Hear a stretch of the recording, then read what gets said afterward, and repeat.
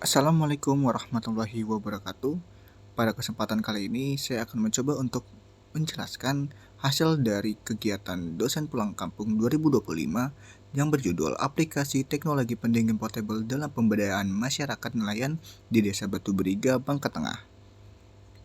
Untuk tim pengusul, terdapat 4 dosen yang terlibat dalam pelaksanaan kegiatan, yaitu Profesor Dr. Insinyur Muhammad Imran MSI, Profesor Dr. Insinyur Mulyono S. Baskoro MSc, Profesor Dr. Insinyur Sugeng Hariwisudo MSI, dan Profesor Dr. Insinyur Uju SPI MSI. Untuk mitra yang terlibat, yaitu Bapelitbangda dan Dinas Perikanan Kabupaten Bangka Tengah. Jumlah terlibat berjumlah 2, yaitu Yonifin Farel Hendayana dan Ihsan Nur Hidayat. Untuk jumlah staf pendukung yang terlibat terdapat 2 orang. Untuk tujuan SDGs-nya, ini bertuju kepada SDGs ke-14. Di sini terdapat 3 berkas yang didapat dari kesediaan mitra yang sudah disebutkan di awal tadi. Selanjutnya, kenapa butuh pendingin? Yang pertama, untuk menjaga kualitas tangkapan.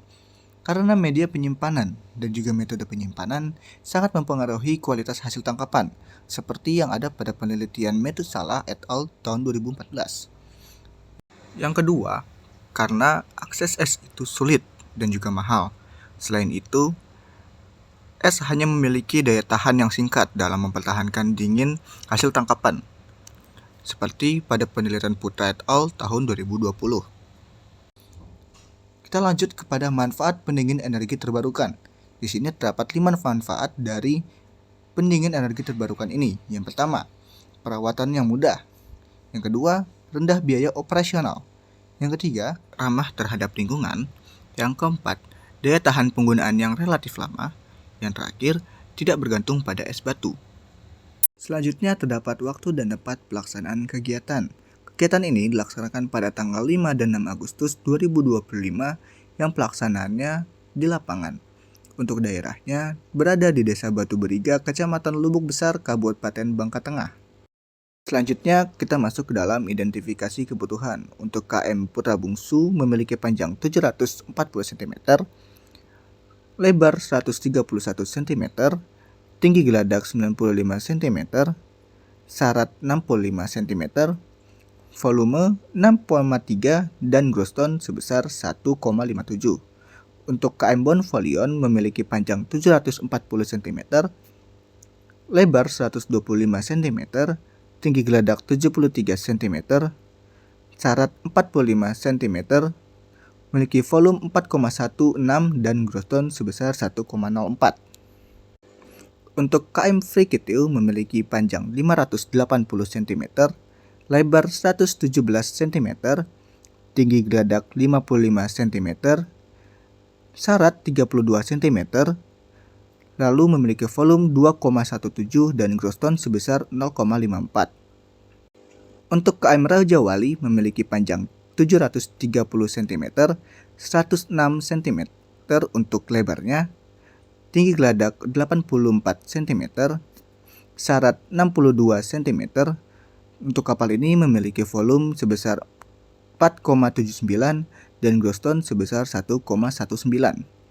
Untuk KM Karya Bahari memiliki panjang sebesar 650 cm, lebar 140 cm, tinggi geladak 70 cm, syarat 47 cm.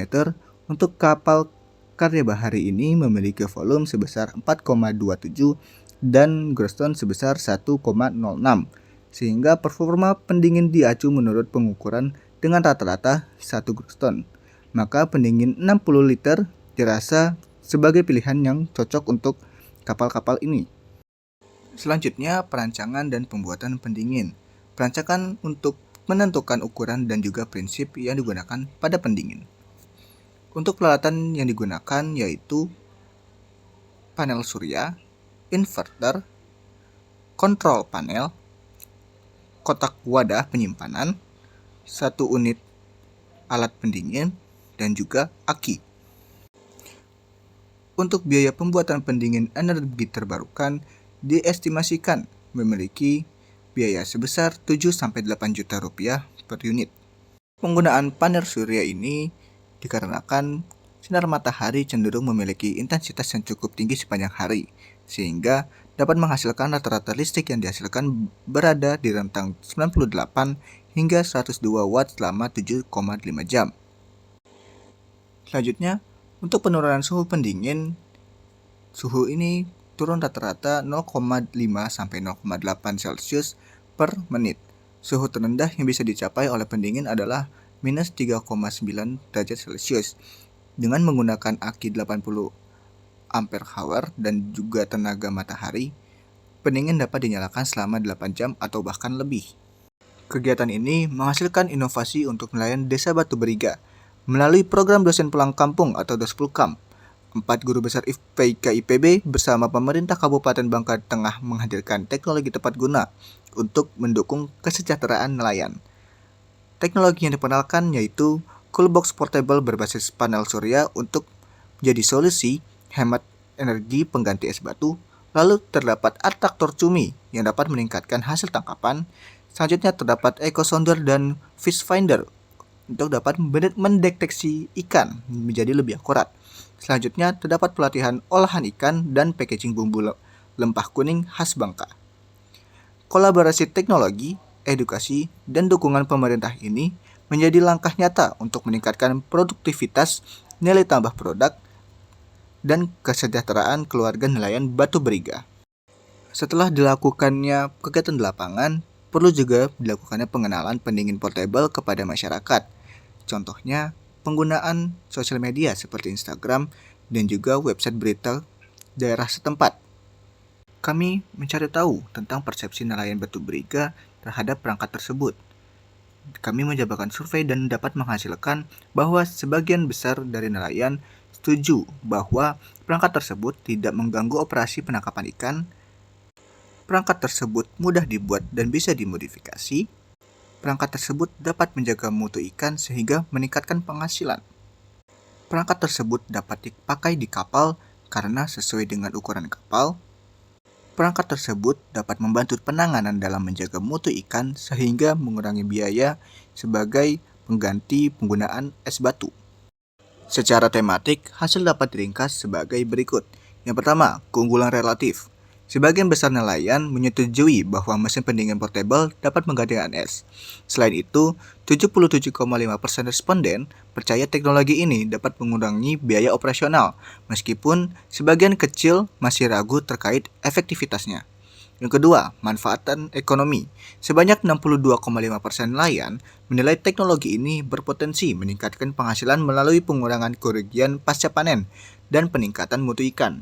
Namun, seperempat responden bersikap netral, yang menunjukkan masih ada ketidakpastian terkait dampak ekonomi jangka panjang. Yang ketiga, kesesuaian. Indikator terkait kesesuaian ukuran dan material mesin memperoleh persetujuan sangat tinggi, sekitar 90 hingga 85%. Hal ini memperlihatkan bahwa nelayan menilai teknologi dapat diadaptasi sesuai kondisi kapal mereka. Yang keempat, kompleksitas. Hanya 50% responden yang menilai mesin mudah dibuat, dan 25% justru tidak setuju. Indikator ini menunjukkan adanya hambatan teknis yang signifikan. Selain itu, sekitar 37% responden menyatakan adanya potensi gangguan saat pengoperasian di kapal, yang memperkuat persepsi bahwa aspek teknis masih menjadi tantangan. Yang terakhir, kemampuan mempertahankan mutu hasil tangkapan. 3/4 responden menilai teknologi ini efektif dalam menjaga kualitas ikan. Hal ini sejalan dengan tujuan utama penggunaan mesin pendingin sebagai bagian dari rantai dingin perikanan. Sekian penjelasan dari saya. Kurang lebihnya mohon maaf. Wassalamualaikum warahmatullahi wabarakatuh.